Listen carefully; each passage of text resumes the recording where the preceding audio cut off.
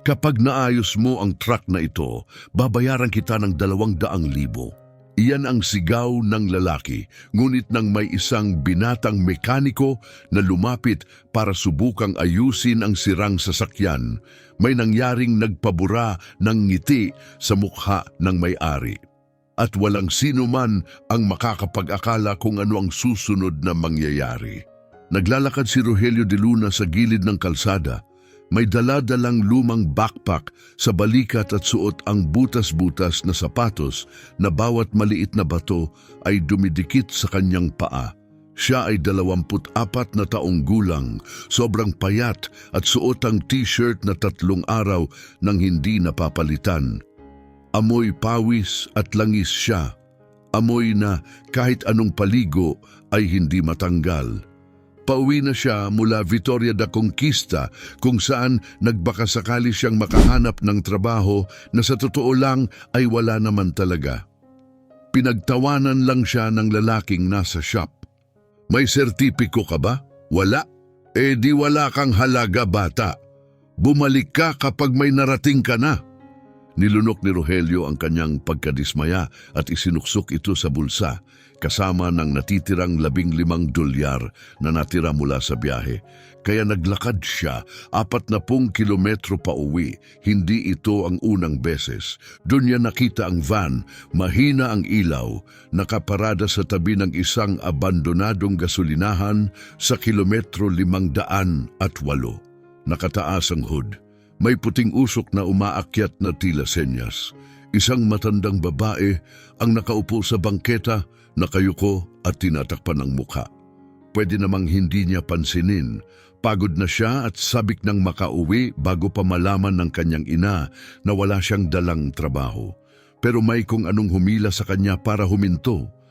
Siguro ay ang tahimik na pag-iyak ng matanda, katulad ng pag-iyak ng kanyang ina tuwing ayaw nitong marinig niya. "Nanay, ayos lang po ba kayo?" tanong niya ng mahinahon. Inangat ng babae ang ulo. Mga nasa 6 na po ang edad niya. Ang kanyang puting buhok ay nakapusod, suot ang kupas na bestida at sirang tsinelas. Namumugto ang mga mata. "Ay anak, itong lumang van ko'y bumigay na," aniya. "Hindi pa ito nagkakaganito." Dagdag pa niya, mabagal ang pananalita na karaniwan sa mga taga-probinsya. Lumapit si Rogelio sa van. Ito'y modelong 1,000 naraan 78, kalawangin at luma. Puno ng mga kahon ng murang alahas ang likod. "Saan po ba kayo papunta, Nay?" tanong niya. Pinunasan ng babae ang mukha gamit ang laylayan ng bestida. "Sa Salvador, anak. Kailangan kong sumakay sa night bus pa Aracaju. Nasa ospital ang kapatid ko, malubha na. Kapag hindi ako nakarating bago mag-aalas 6, hindi ko na siya aabutan." Tiningnan ni Rogelio ang makina. Kahit 5% na lang ang baterya ng cellphone niya, sapat pa ang ilaw ng flashlight. Yumuko siya, hinawakan ang makina, pinakinggan. May sira at alam na niya kung ano yun. Fuel pump, hindi na niya kailangang subukan. Ganito rin ang pumalya sa truck ng kanyang ama, ilang araw bago ito pumanaw. Saglit siyang bumalik sa alaala. 15 taong gulang, pinapanood ang ama na nagtuturo sa ilalim ng kanilang lumang truck.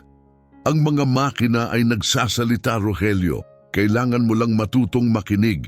Bawat ingay may sinasabi, bawat katahimikan sumisigaw." "Gaano karami ang gasolina niyo, inay?" tanong niya. Nagulat ang matanda. "Reserve na lang, anak, kaya ako tumigil dito. Akala ko bukas pa ang gasolinahan pero sarado na pala ito." Tiningnan ni Rogelio ang paligid. Abandonado ang gasolinahan, sira ang karatula, kalawangin ng pump. May nakasaradong karinderya mula sa lumang container. Tuyong puno sa paligid. At sa likod, nakaparada ang isang malaking Mercedes-Benz truck. May usok na lumalabas. Bumalik siya sa van. "Sirang-sira na po ang fuel pump nyo. Hindi makakarating ang gasolina sa makina." Bumagsak ang balikat ng matanda. "Iyon na yon, hindi ko na maaabutan ang biyahe ko." Basag ang kanyang tinig. Nakatayo lang si Rogelio, kinakagat ang labi. 15 dolyar lang ang pera niya. Hindi sapat para sa tuwing o kahit spare part. Kahit tawag sa telepono, pwede siyang umalis. Hindi naman niya problema pero ang nakita niya ay ang sarili niyang ina. Nakaupo mag-isa sa bangketa, umiiyak.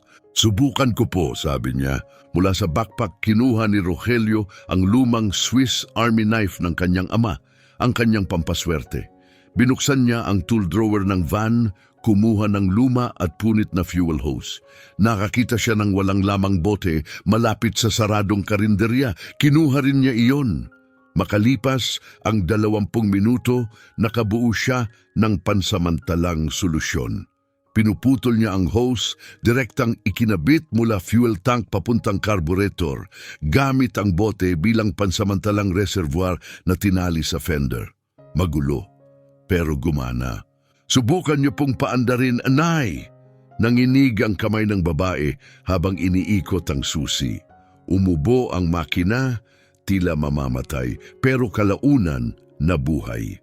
Maingay at hindi pantay ang andar, pero umaandar. Tumalon sa tuwa ang matanda, niyakap siya ng mahigpit. Anak ng Diyos ka! Magkano ba ang bayad ko sa'yo? Pinunasan ni Rogelio ang mamantikang kamay sa kanyang pantalon. Wala po, Nay.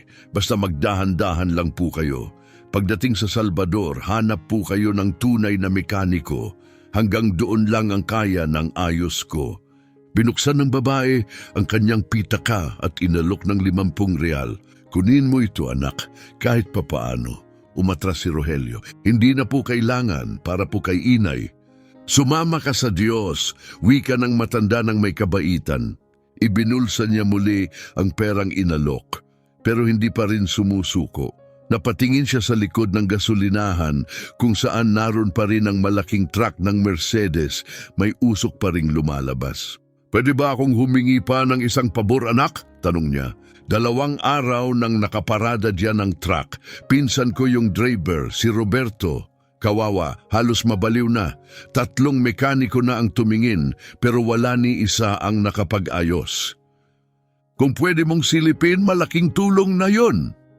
Tumingin si Rogelio sa sasakyan, isang Mercedes Actros, malaking truck na dinisenyong kayang humila ng 25 tonelada, isang seryosong makinarya, may 6 na silindro at komplikadong electronic injection system.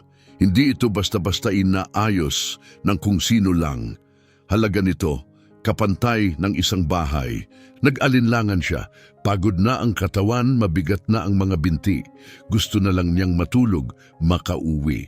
Pero nang makita niya ang pag-asang nakasulat sa mata ni Donna Teresa, parang naniniwala sa himala, hindi siya makatanggi. Sige po, nanay, titingnan ko, hindi ko po maipapangakong maaayos ko. Ngumiti ang matanda.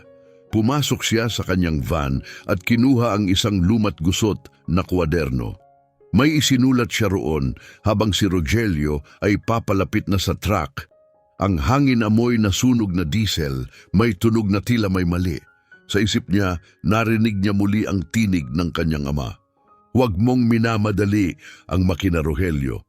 Tumahimik ka, makikinig ka, sasabihin nito kung ano ang sira.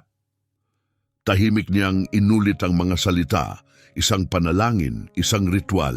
Wala pa siyang alam sa mangyayari, pero si Donna Teresa, sa kanyang simpleng pananamit at sirang tsinelas, ay sinusulat ang bawat detalye ng isang sandaling magpapabago sa buhay. Huminto si Rogelio ilang hakbang mula sa truck. Napakalaki nito, ang cab nito ay nakatayo sa taas niya, ang grill puno ng alikabok, at ang bumper ay tila kayang durugin ang pader. Sa bintana, nakita niya ang isang lalaking natutulog, nakanganga, may balbas. Kumatok siya sa pintuan. Nagising ang lalaki, biglang humawak sa kutsilyo sa kanyang sinturon. Nang makita siya, payat, batang lalaki lang. Relax ang lalaki. Anong kailangan mo? Tanong nito. Paos sa galit. Kayo po ba si Ginoong Roberto? Sabi ni Donna Teresa, ay may problema kayo sa truck. Pinapatingin niya sa akin. Bumaba ang lalaki mula sa truck, matangkad, malapad ang balikat, may tattoo ng mahal na birhen sa braso at peklat sa ibabaw ng kilay. Sinipat siya mula ulo hanggang paa. Mekaniko ka ba? Inilagay ni Rogelio ang mga kamay sa bulsa. Opo, mekaniko po ako. Lumura si Roberto sa lupa. Mekaniko ng laruang pambata para kang hindi pa nakakakita ng ganitong kalaking truck. Hindi siya sinagot ni Rogelio. Umakyat siya, binuksan ang pinto at naupo sa upuan ng driver. Amoy lumang kape at puyat ang loob. Inikot niya ang susi. Pangit ang tunog, parang sinasakal ang makina. Inulit niya, pareho pa rin. Pumikit siya, inilapat ang kamay sa dashboard, pinakiramdaman ang panginginig, mali at mabigat. Fuel injector, cylinder 4, solenoid valve ang may sira. May bara sa sistema. Sumampa si Roberto sa likod, nakaakbay ang mga braso. Ano ka ngayon, manghuhula? Nabasa mo ba yan sa tasa ng kape mo? Hindi pinansin ni Rogelio ang insulto. Bumaba siya. Nakita ko na to dati.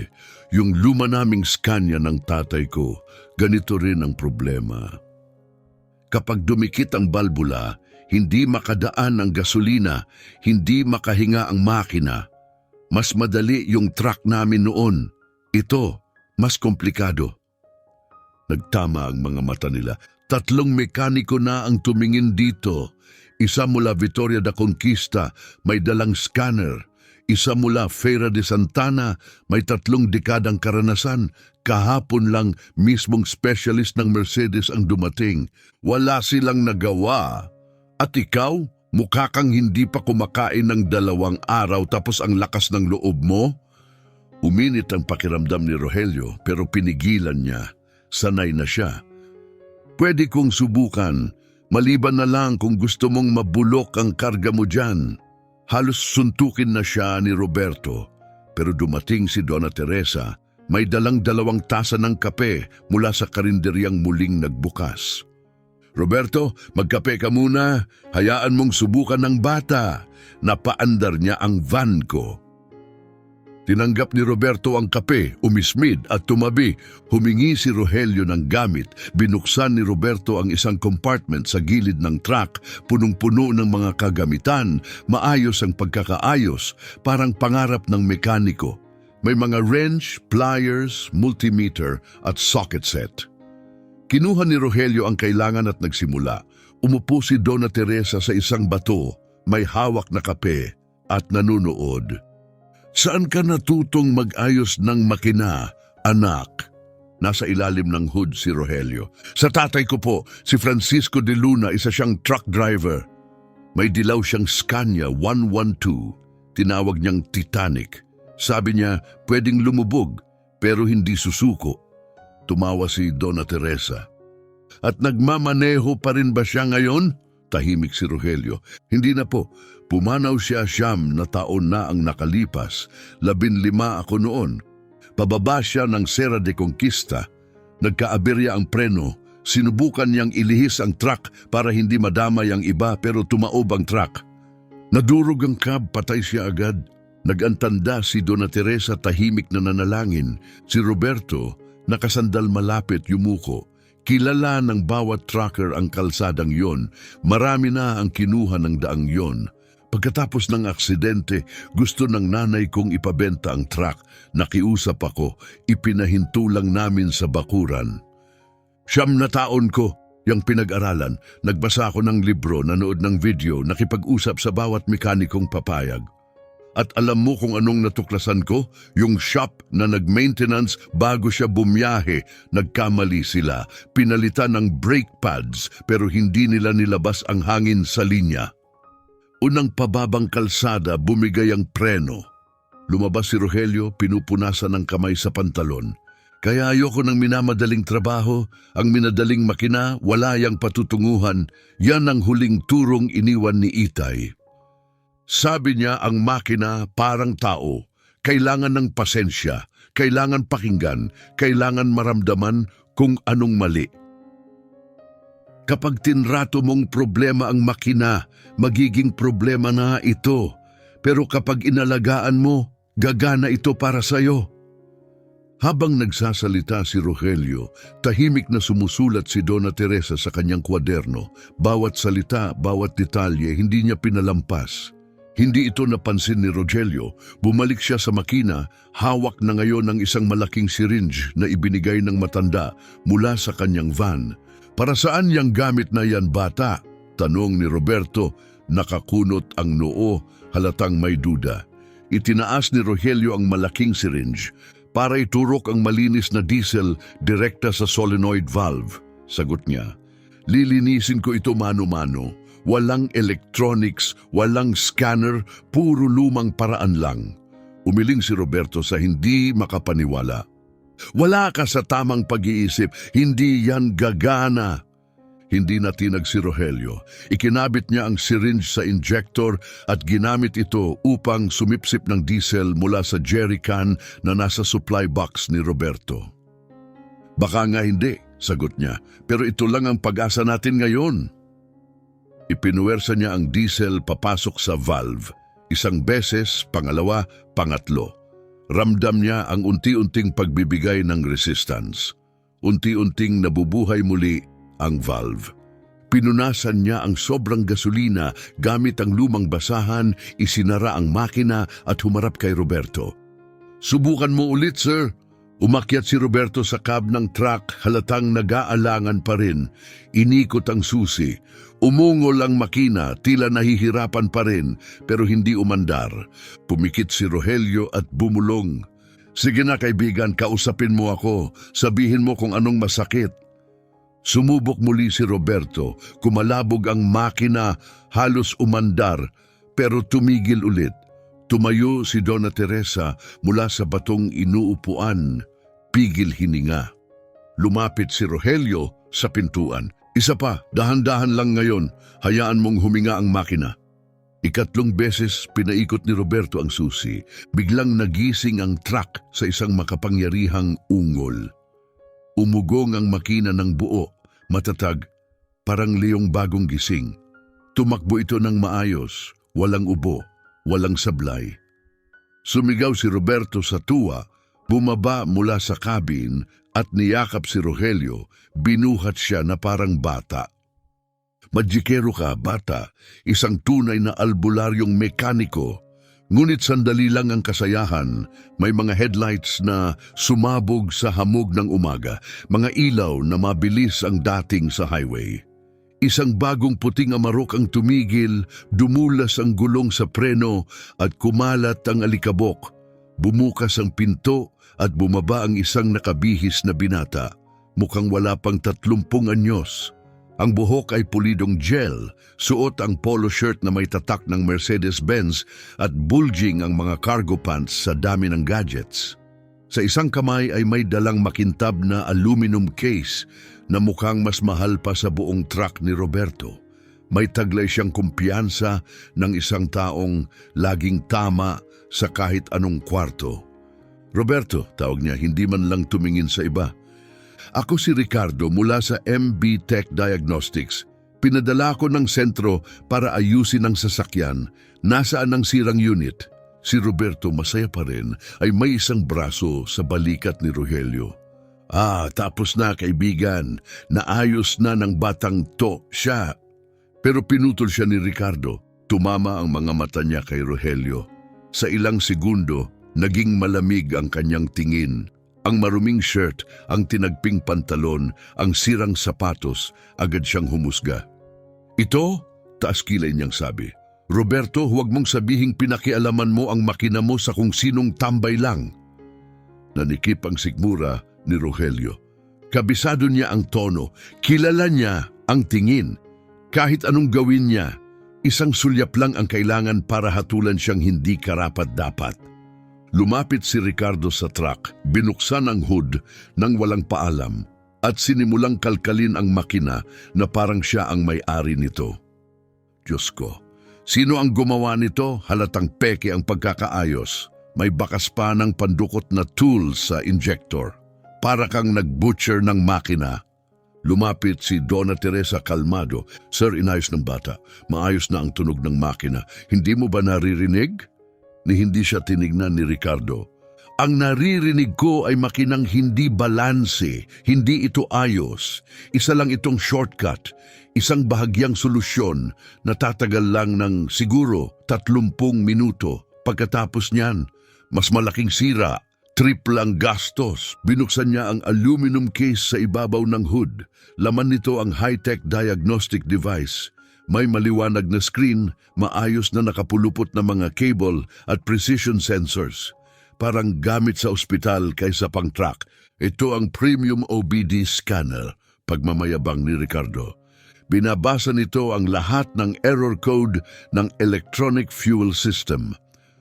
May virtual compression test ito, cylinder heat analysis, lahat real-time, German precision engineering to. Samantala, kayo dyan ay stuck pa rin sa ika-20 siglo kung saan hoses at hula ang gamit. Tahimik lang si Rogelio.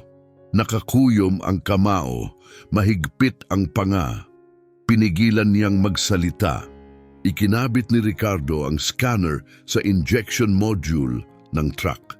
Nagliwanag ang screen, lumabas ang mga graph, code at feedback. Nagtatype siya, kunwari seryoso. Si Roberto nagsimulang mag-alinlangan pero umaandar na ang makina, Ricardo, napaandar ng bata. Itinaas ni Ricardo ang kamay para patahimikin siya. Sandali, tumatakbo pa ang system check ng scanner. Lumipas ang 1 minutong katahimikan. Nagblink ang alerto sa screen. Binasa ito ni Ricardo ng malakas para marinig ng lahat. Injection Module UCM45. Critical error sa rail pressure sensor. Code P0192. Rekomendasyon, palitan ang buong module agad. May stock ako sa Feira de Santana. Pwede kong dalhin bukas ng umaga. Ang bagong injection module ay nagkakahalaga ng 18,000 Brazilian real. Labor ay 2,500 Brazilian real pa, pahayag ni Ricardo. Nanlumo ang mukha ni Roberto. 20,000? Wala akong ganyang pera, pare. Maingat na isinara ni Ricardo ang kanyang aluminum case. Kung ganon, sabi niya, mananatili dito ang truck mo hanggang makahanap ka ng pambayad. At kung pipilitin mong i-drive ito sa ganitong kondisyon, baka masira ng tuluyan ng makina.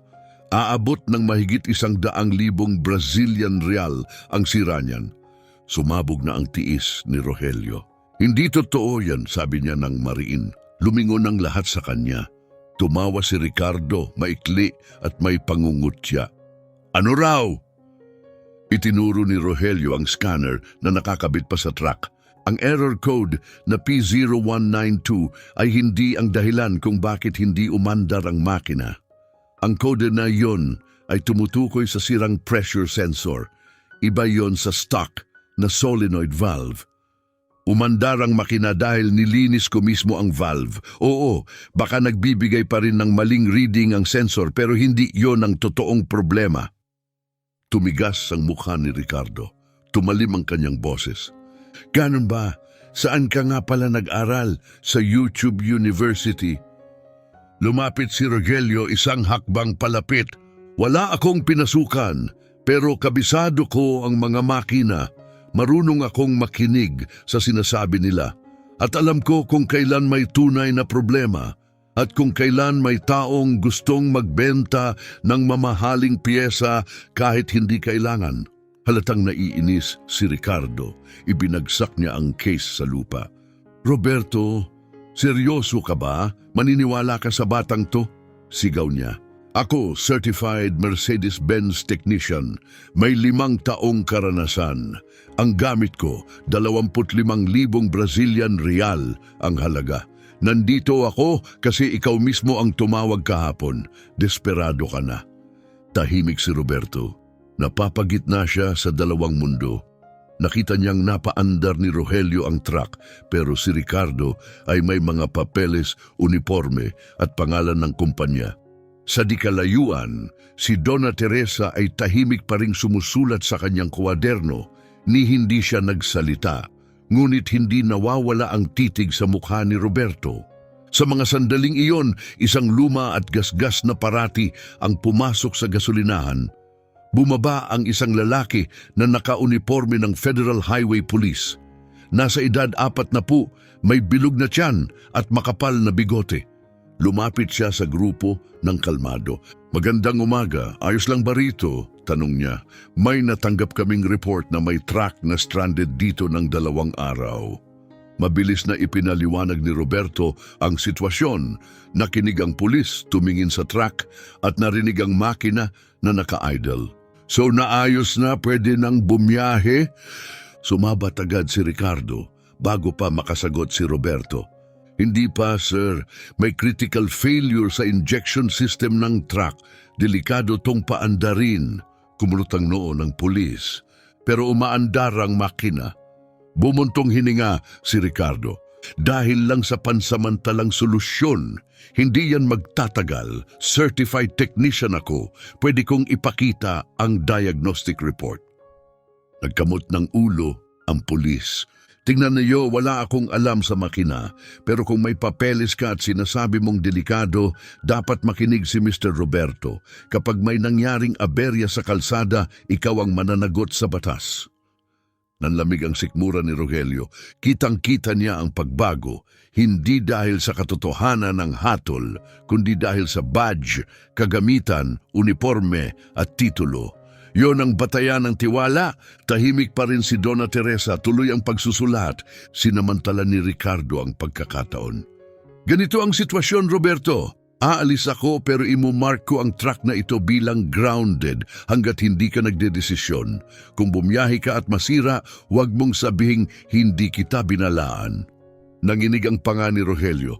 Galit ang namuo sa kanya, pero mas matindi kaysa galit ay ang pakiramdam ng panggigipit.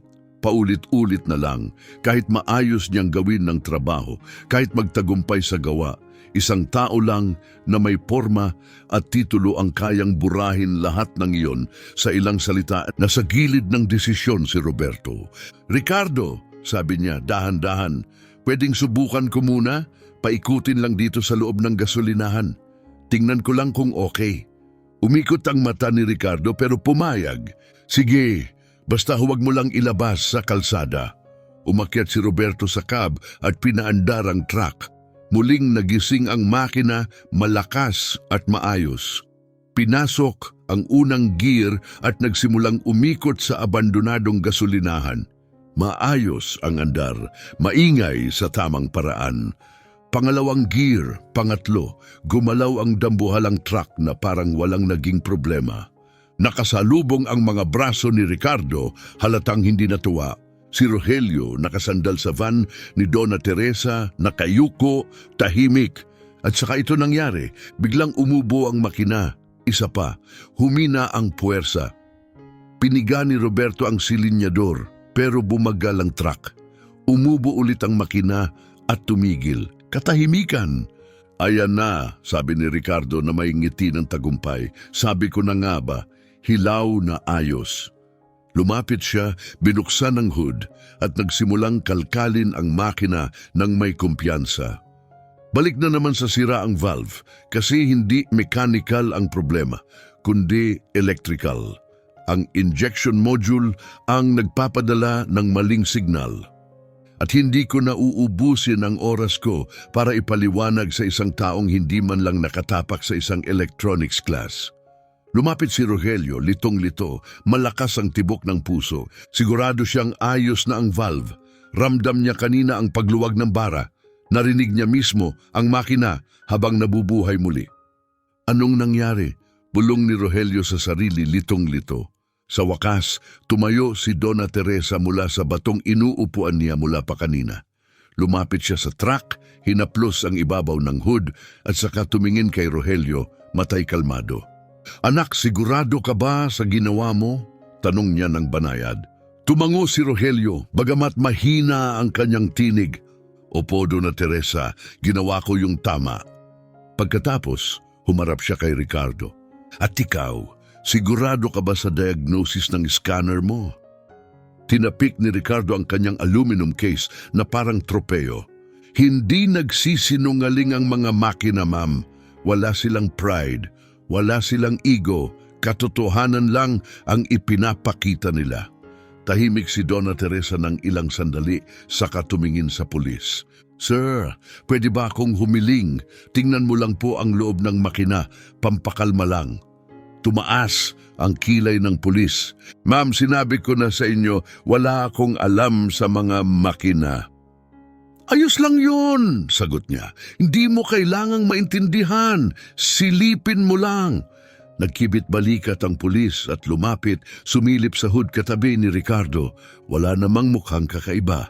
Pagkatapos, sa isang kalmadong tinig, sinabi ni Donna Teresa, Ricardo, pakita mo nga sa amin ang kanan mong kamay.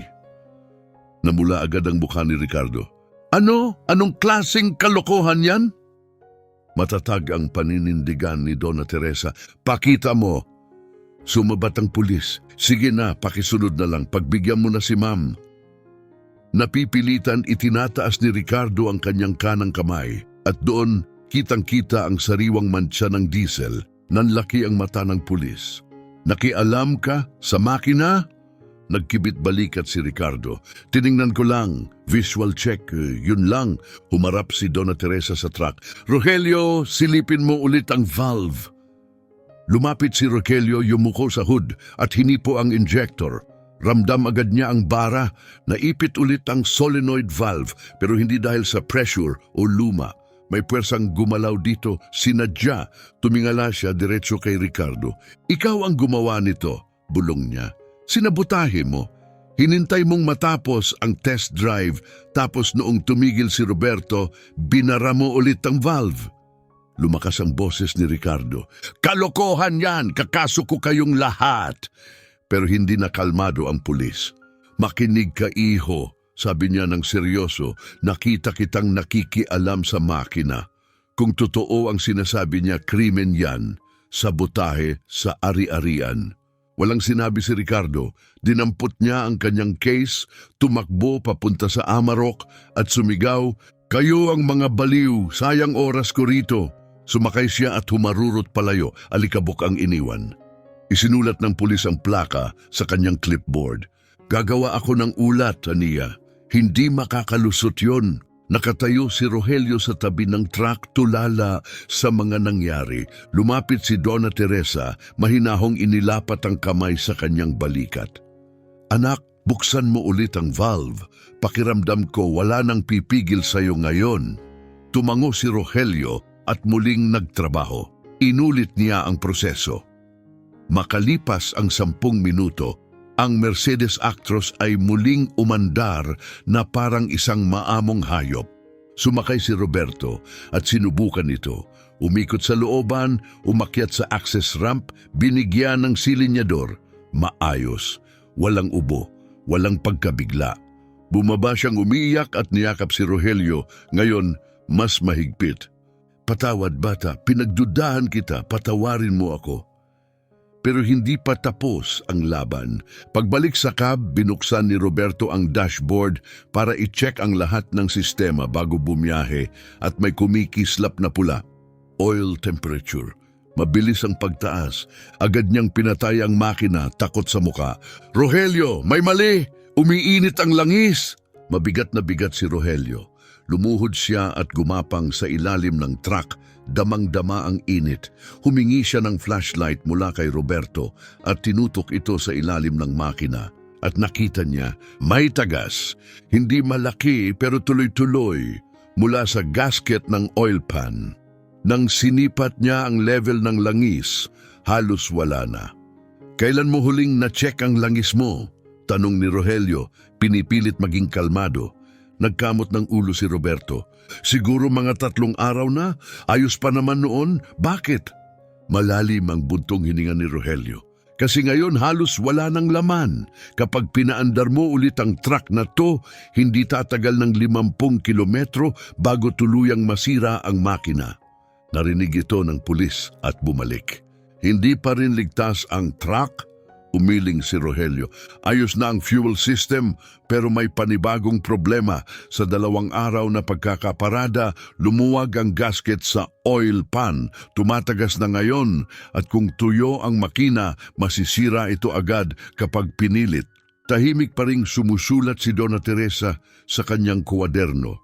Si Roberto tila babagsak na, naupo sa lupa, hawak ang ulo. Magkano ang ganitong ayos? Tanong niya, desperado. Alam ito ni Rogelio, inaral niya ito dati noong nangangarap pa siyang magtrabaho sa tunay na garahe. Ang gasket lang, mga 400 Brazilian real. Pero hindi lang yun ang kailangan. Kailangan ng hydraulic jack na sapat para buhatin ang truck. Kakalasin ang oil pan, linisin, lagyan ng bagong sealant, balik ang gasket, hintayin matuyo. Palitan ang langis, 15 litro, tapos kaunting diesel para panglinis, lahat-lahat. Halos 2,500 Brazilian real. Muling namutla si Roberto, umupo sa lupa tulalang-tulala. Wala na akong pera, naubos sa mga mekanikong walang nagawa. May 700 dolyar na lang ako. Yun na yun. At yung karga kong prutas, panis na yan pagsapit ng tanghali. Kapag hindi ko na-deliver sa Salvador, kakansilahin ng buyer. Mawawala ang 180,000 Brazilian real. Nanginginig na siya. Kapag nawala ang deal, mawawala ang truck. Pati bahay, ginamit ko bilang collateral sa bangko. Bumagsak ang boses niya habang lumuluha. Isang matigas na lalaki, may tattoo at peklat sa daan. Umiiyak sa liwanag ng madaling araw. Tumingin si Rogelio sa silangan, nagsisimula nang magliwanag ang langit. 5:00 na siguro, 3 oras. 3 oras para ayusin ang lahat bago tuluyang mawala ang lahat kay Roberto. Well, bulong ng pulis habang isinara ang clipboard. Tapos na ang shift ko, good luck sa inyo. Sumakay siya sa kanyang parati at umalis na iwan ang 3, Rogelio, Roberto, at si Donna Teresa na hanggang ngayon ay tahimik lang. Doon may kumislap sa isip ni Rogelio. Tumingin siya sa van na malapit. Akala niya sa kanya yon, pero naalala niyang naglakad lang siya papunta rito. Ang van ay kay Donna Teresa. Tumakbo siya, binuksan ang likod na pinto. Sa loob, tambak ng kahon ng costume jewelry. Pero sa ilalim nito, mga lumang gamit, bolts, tornilyo, bagay na binebenta sa palengke. At sa pinakadulo natatakpan ng alikabok, isang lumang hydraulic floor jack. Kalawangin, pero buhay pa. Tumalikod si Rogelio kay Donna Teresa, taglay ang matinding determinasyon sa mga mata. Ma'am, pwede ko po bang hiramin yung jack? Tanong niya. Lumapit si Donna Teresa, tiningnan ang kalawangin at matandang hydraulic jack. Tapos tumingin kay Rogelio. Ipapahiram ko, sabi niya. Pero sa tingin mo ba kaya ng lumat kalawanging bagay na yan ang buhati ng truck na ganito kalaki? Hindi rin sigurado si Rogelio, pero iyon lang ang meron siya. Kailangan ko pong subukan, sagot niya. Pinunasan ni Roberto ang muka, nanginginig pa rin. Rogelio, kahit mabuhat mo ang truck, wala kang gasket, wala kang langis, wala kang kahit ano. Hindi siya mali. Pero noon isang baliw na ideya ang pumasok sa isipan ni Rogelio.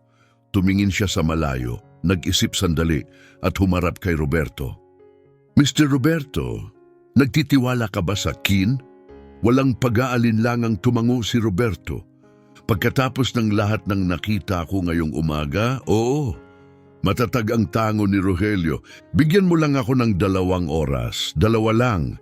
Kapag hindi ko ito naayos, tumawag ka na ng tow truck at dalhin sa opisyal na repair shop sa Feira. Hindi na siya nag-aksaya ng oras. Hinatak niya ang jack mula sa van, inilagay sa gilid ng truck at sinimulang ipump. Umungol ang jack sa bawat tulak. Matigas ang mekanismo, umuungol ang metal, pero gumagana pa rin. Inch by inch, unti-unting umangat ang dambuhalang sasakyan. 15 minuto ang lumipas, hindi huminto si Rogelio kahit nanginginig na ang kanyang mga braso sa pagod. Nang sapat na ang taas, isiniksik niya ang isang kahoy na block, nahanap niya ito sa tambakan malapit sa gasolinahan, sa ilalim ng frame para suportahan ito. Pumasok siya sa ilalim ng truck, sa ilalim ng dambuhala parang sinasakalang espasyo. Nasa ibabaw niya ang buong bigat ng truck, nakatukod lang sa lumang jack at piraso ng basurang kahoy. Kapag nagkamali ng kaunti, dudurugin siya. Sumigaw si Roberto, takot na takot. No, Rogelio, lumabas ka na dyan. Sobrang delikado yan. Pero hindi gumalaw si Rogelio. Nakatuon ang buong pansin sa parte ng oil pan kung saan may tagas. Ang sira, maliit pero delikado. Tuyo at bitak-bitak ang rubber gasket sa isang sulok. 3 bolt lang ang may hawak sa bahaging iyon. May 2 option siya.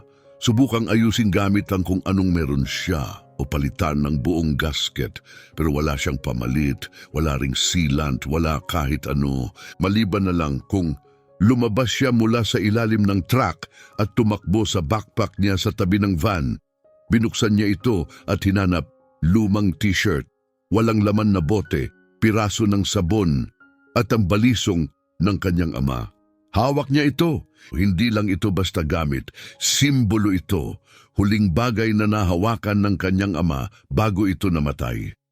Nakaukit sa hawakan ang pangalang Francisco. 9 na taon niya itong dala. Nangako siyang hinding-hindi ito iwawala, ipapahiram, o gagamitin ng basta-basta. Lumapit si Donna Teresa, tila nararamdaman ang bigat sa loob niya. Anak, anong iniisip mo? Tumingin siya kay Teresa pagkatapos sa kutsilyo. May pandikit po ba kayo? Yung matibay? Naghalungkat si Teresa sa kanyang van at bumalik na may dalang maliit at halos ubos ng super bonder. Ito lang ang meron ako, pwede ba siyan? Kinuha ito ni Rogelio at binuksan ang main blade ng kutsilyo.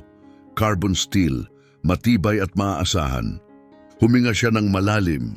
Desperado ang gagawin niya pero ito lang ang natitirang pag-asa. Bumalik siya sa ilalim ng truck. Kinalas niya ang 3 bolt sa bahagi ng tagas. Gamit ang lumang t-shirt, nilinis niyang mabuti ang paligid. Tinanggal ang natuyong bahagi ng gasket. Gamit ang kutsilyo ng kanyang ama, maingat niyang ginupit ang manipis na piraso ng goma mula sa talampakan ng kanyang sariling sapatos. Yung butas-butas at palaspas na rin. Inukit niya ito ayon sa hugis ng gasket, isang likhang sining mula sa isang desperadong mekaniko.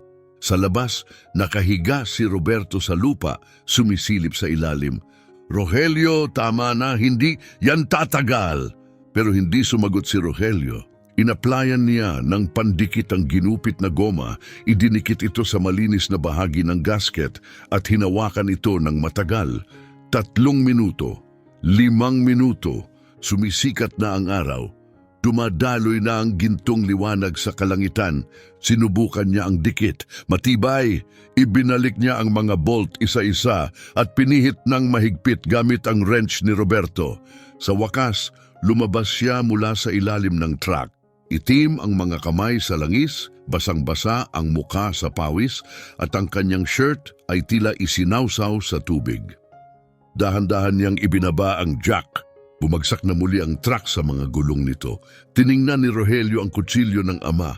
Nabaluktot ang dulo ng talim, nasira sa pagputol ng makapal na goma. Halos hindi na magamit. Ibinigay niya ang pinakaimportanteng bagay sa kanya.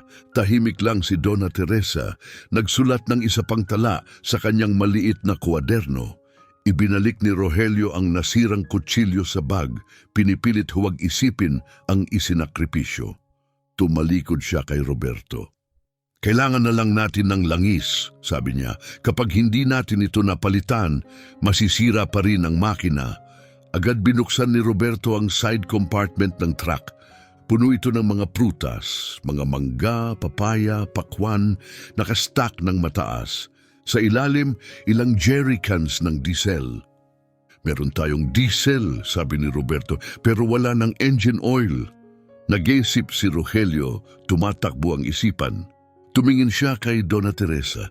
Yung van niyo po, may langis pa ba tayo na pwedeng gamitin doon? Umiling si Teresa, kakapalit lang nung nakaraang linggo. May natitirang 3 litro ng langis sa makina ng van, sabi ni Donna Teresa, tahimik. Tumingin si Rogelio sa kanya, ngunit wala siyang nasabi. Nahihiya siya sa nais niyang itanong.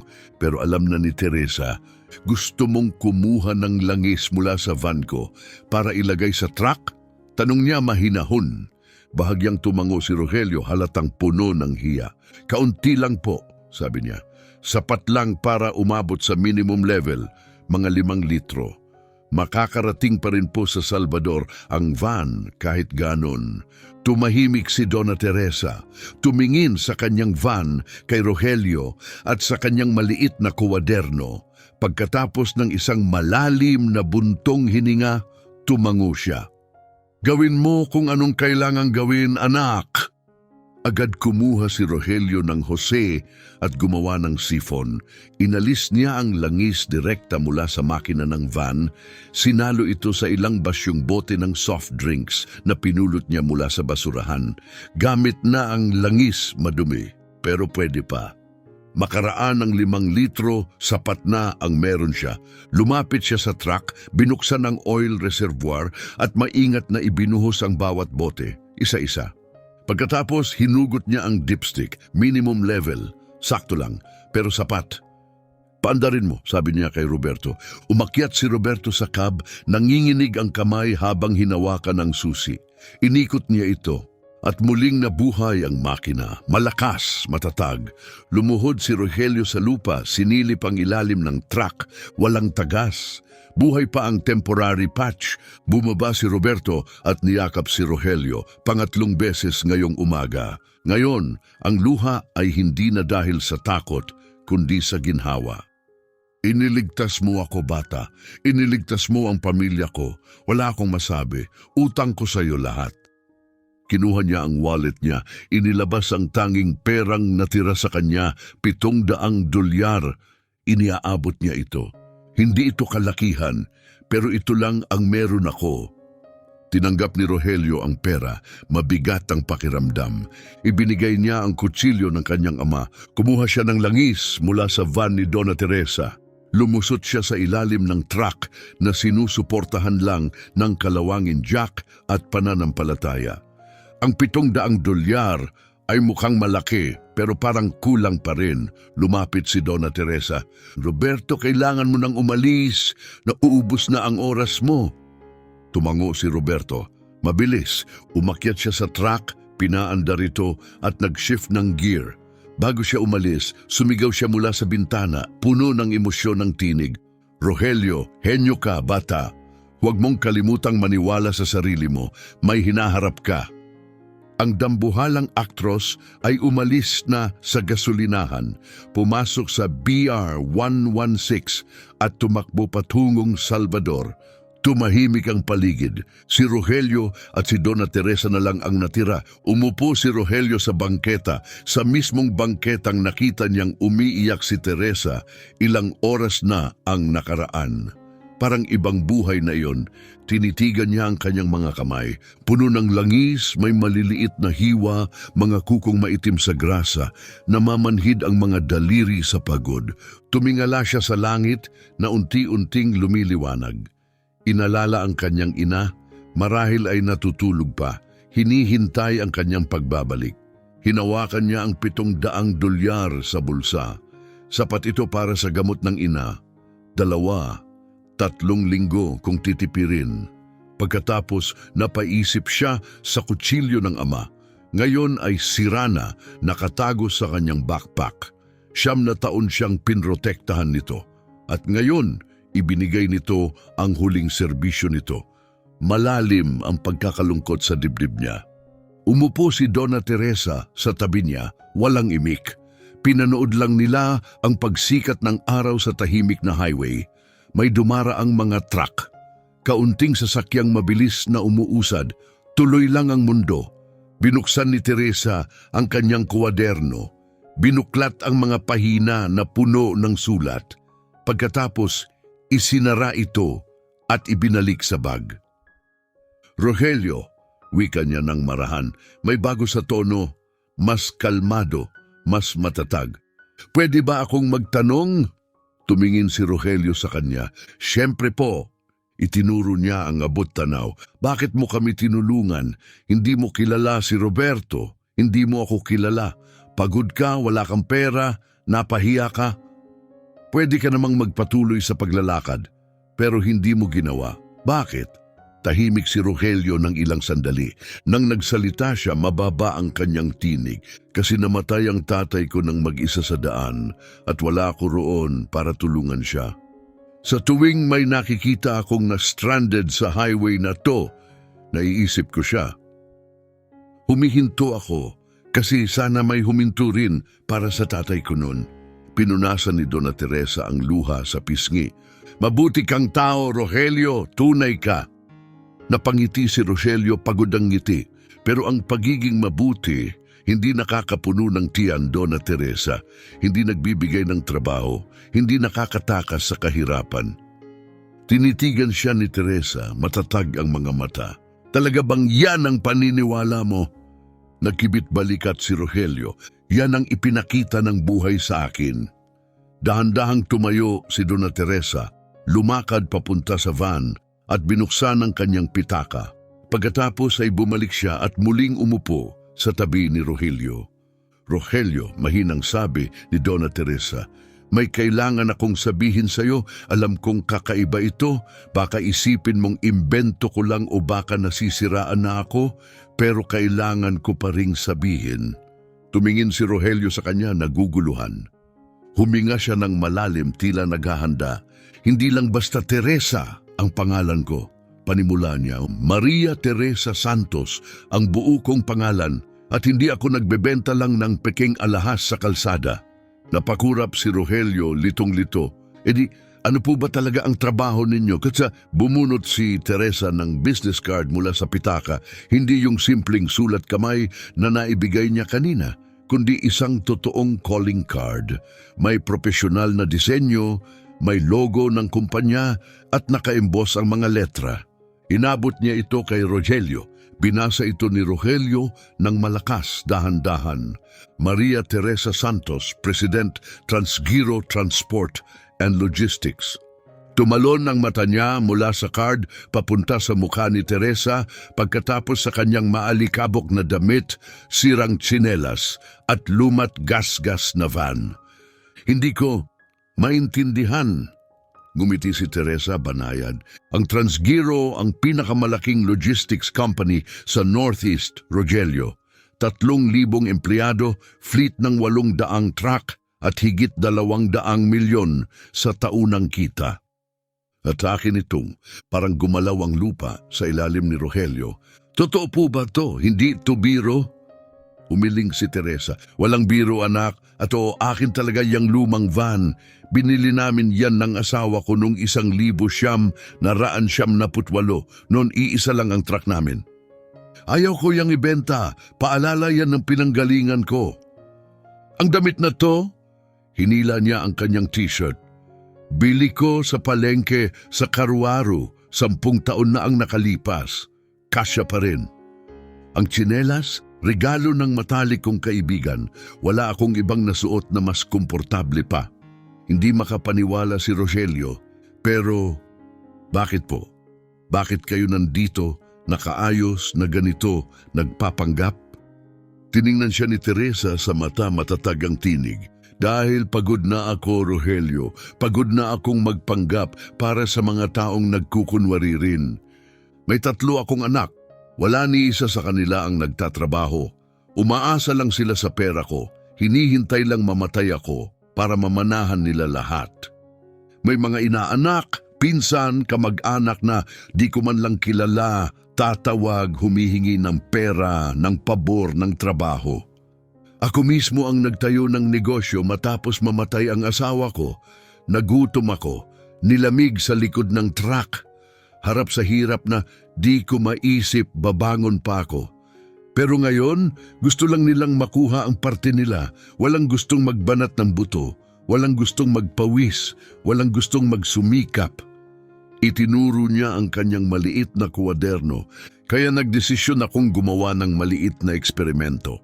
3 buwan na akong umiikot sa buong Brazil, nakadamit ng ganito, sakay ng lumang van na ito. Nagpapanggap na naghihirap.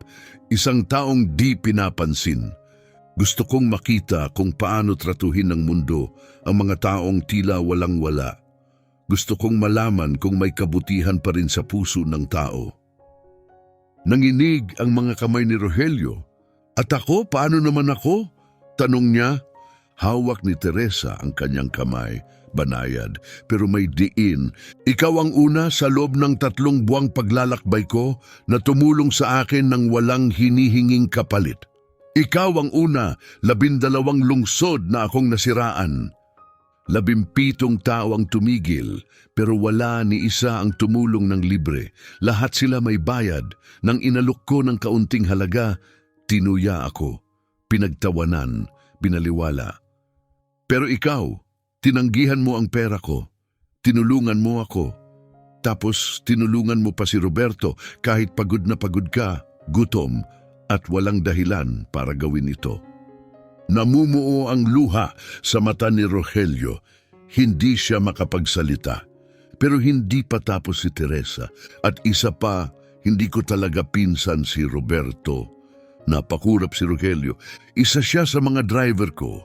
Sinabihan ko siyang magpanggap na nasiraan ang truck. Pinatawag ko siya ng ilang mekaniko para makita kung sino ang darating at paano sila kikilos. 3 ang nauna sa'yo, lahat sila naningil ng mahal. Wala naman talagang inayos. Isa pa nga, gaya ni Ricardo, nagkunwaring may sira para kumita. Parang iikot ang mundo ni Rogelio. Ibig sabihin, lahat ng to set up? Umiling si Teresa. Hindi lahat. Si Ricardo hindi kasama sa plano. Nagkataon lang siyang dumating. Pero nakita ko siyang sinabotahe ang trabaho mo. Tinangka niyang sirain ang ginawa mo. At nakita rin kitang nanindigan. Tumingala siya sa langit. At yung tagas ng langis sa huli, hindi yun bahagi ng plano. Ganon lang talaga ang buhay. Binigyan ka ng isa pang pagsubok. At naipasa mo iyon. Ibinigay mo ang kutsilyo ng ama mo, ang bagay na pinakamahalaga sa iyo. Humingi ka ng langis sa akin kahit alam mong nakakahiya. Lumusot ka sa ilalim ng truck na pwedeng gumuho sa iyo. At bakit? Dahil kapag may taong nangangailangan, hindi ka basta lumalakad palayo. Namumuo ang luha sa mga mata ni Rogelio. Paos ang kanyang tinig. Donna Teresa, hindi ko po alam kung anong sasabihin. Tumayo si Teresa at banayad siyang inalalayan tumayo. Hindi mo kailangang magsalita, bulong niya. Makinig ka lang. Tiningnan niya si Rogelio direkta sa mata. 3 buwan ko nang hinahanap ang isang tulad mo. Isang may prinsipyo, may puso, may lakas ng loob. Isang taong kayang ipagpatuloy ang sinimulan ko. Hindi sa mga anak ko matatag na sabi ni Donna Teresa. Hindi nila ito karapat-dapat. Hindi rin sa mga kamag-anak ko. Puro sila nakatingin kung paano makikinabang. Gusto kong ibigay ito sa isang taong nagpapaalala sa akin ng sarili ko noong nagsisimula pa lang ako.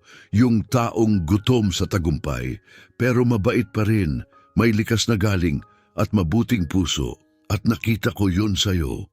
Umatras ng bahagya si Rogelio, hindi makapaniwala. Hintay, hindi ko maintindihan. Gusto niyong gawin ko? Ano po, eksakto?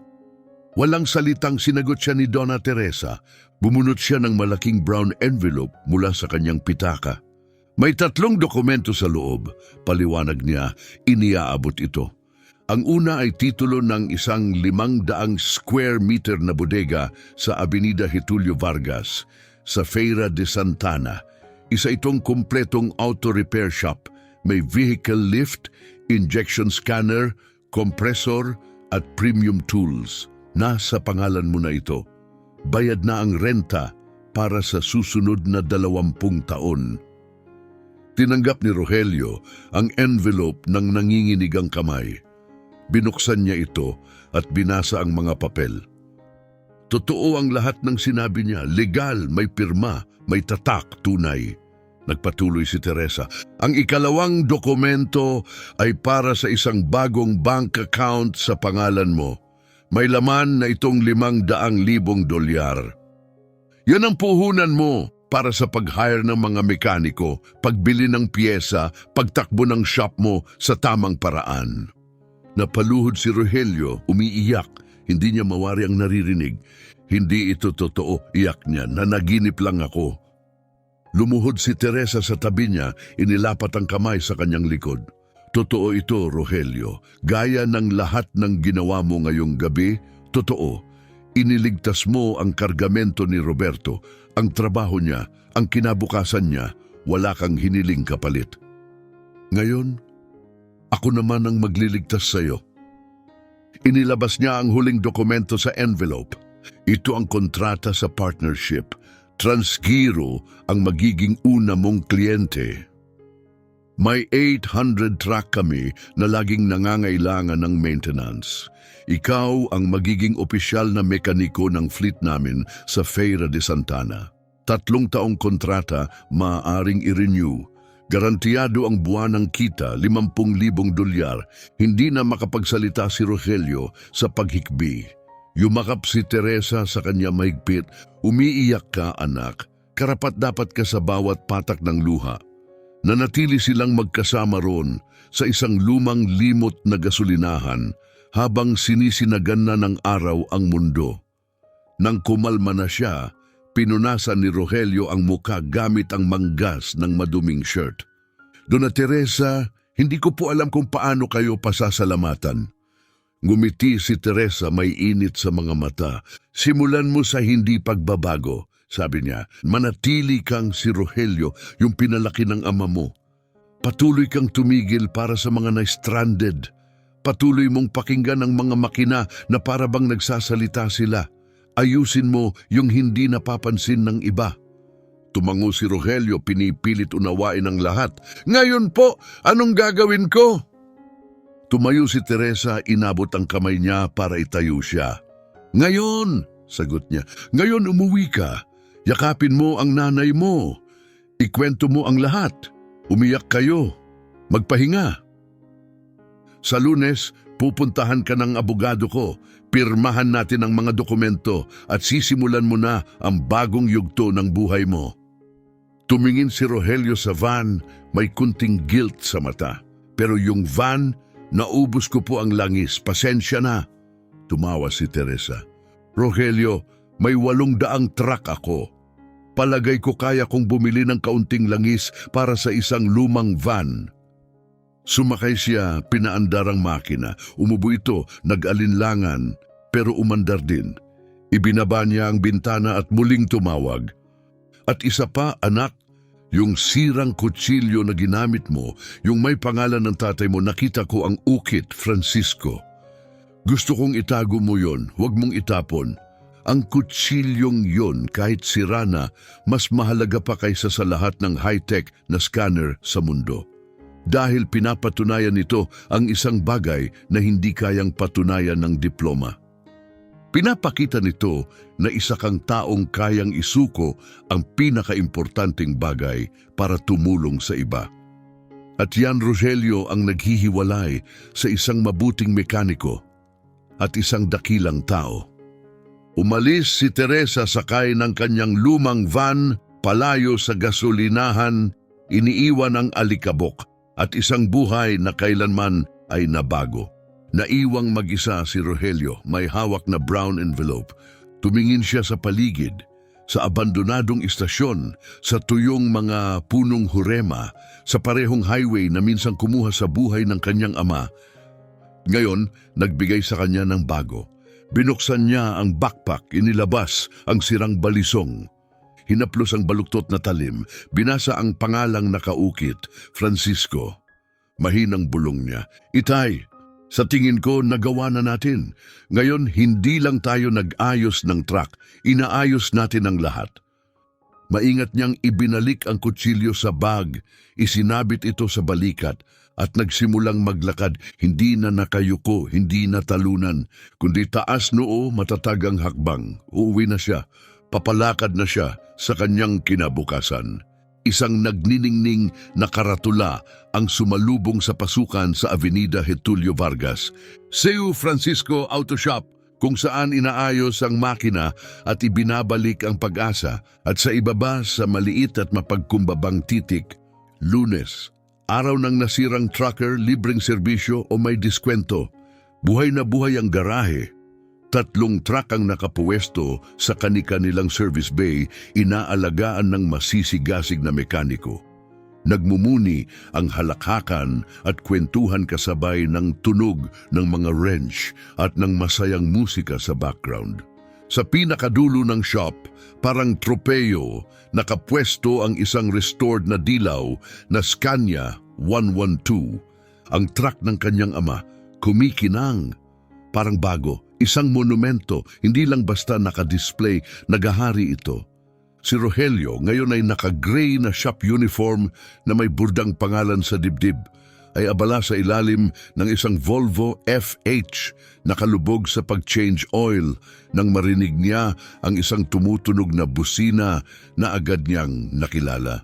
Lumabas siya mula sa ilalim ng truck, pinunasan ng maduduming kamay at tumingin sa pasukan.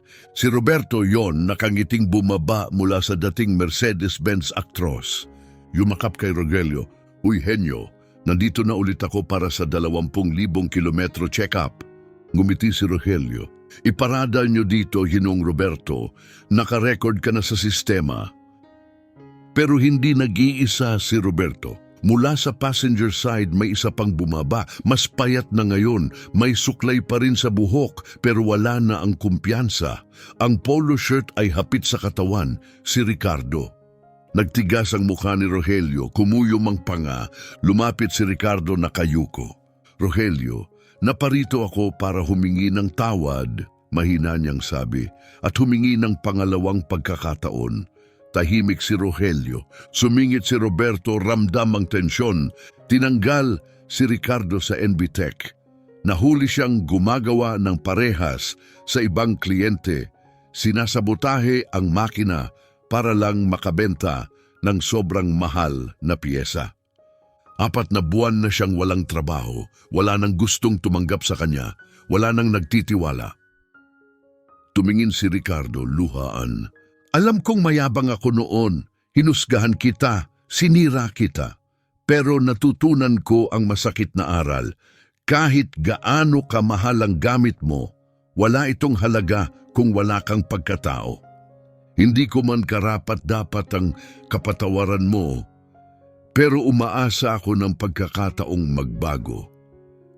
Tahimik si Rogelio, pumasok ang alaala, ang panghahamak, paninira, pagmamaliit.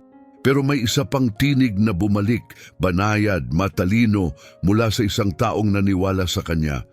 "Huwag kang magbago, huwag hayaang baguhin ka ng pera, manatili kang Rogelio na pinalaki ng ama mo." Huminga siya ng malalim, nagsalita. "Magtatrabaho ka rito," sabi niya, pero hindi bilang mekaniko, mag-uumpisa ka bilang assistant, minimum wage. Matututo kang makinig, hindi lang sa makina kundi sa tao. Aayusin mo ang reputasyon mo gaya ng ginagawa naming lahat dito. Kapag napatunayan mong nagbago ka, may puwang kang umangat. Kapag hindi, nandyan ang pinto." Mabilis na tumango si Ricardo, halos lumuha. "Salamat, pangako, hindi ko na kayo bibiguin." Itinuro ni Rogelio ang dilaw na Scania sa likod ng garahe. "Unang trabaho mo, linisin yan, bawat turnilyo, bawat sulok, bawat pulgada. Truck yan ng tatay ko, igalang mo." Kinagabihan, unti-unting nabakante ang garahe. Umalis ang mga truck, naipon ang mga gamit, tumigil ang musika, naiwan si Rogelio. Umakyat siya sa cab ng Scania at umupo sa upuan kung saan dati nakaupo ang kanyang ama, nakatingin sa liwanag ng kanyang munting kaharian. Napakaraming nagbago sa maikling panahon. Isang gabi, isang desisyon, isang kabutihan ang bumago sa buong istorya ng kanyang buhay. Pumasok siya sa opisina at kinuha ang isang bagay mula sa key rack, ang luma at sirang kutsilyo ng kanyang ama, yung may baluktot na talim, yung minsan na niyang isinakripisyo. Hawak niya ito ng buong pag-iingat, binasa ang nakaukit, Francisco, at bumulong. Tunay na yaman ay hindi nasusukat sa laki ng shop itay, kundi sa laki ng puso ng taong nagtatrabaho sa loob nito. Pinatay niya ang ilaw, isinara ang pinto at umuwi sa bahay na na-renovate kung saan naninirahan na ngayon ang kanyang ina, malusog, masaya, may gamot at may payapang puso. Nahiga siya sa kama na may dalang katahimikan. Alam niyang paggising niya bukas, muli siyang babangon upang gawin ang mahal niya. Ayusin ang makina, ibalik ang pag-asa, ibahagi ang kabutihan dahil natutunan niya ang pinakamakapangyarihang aral sa lahat. Sa mundong abala sa tubo, ang pinakamarahas na bagay na maaari mong gawin ay tumulong ng walang hinihintay na kapalit.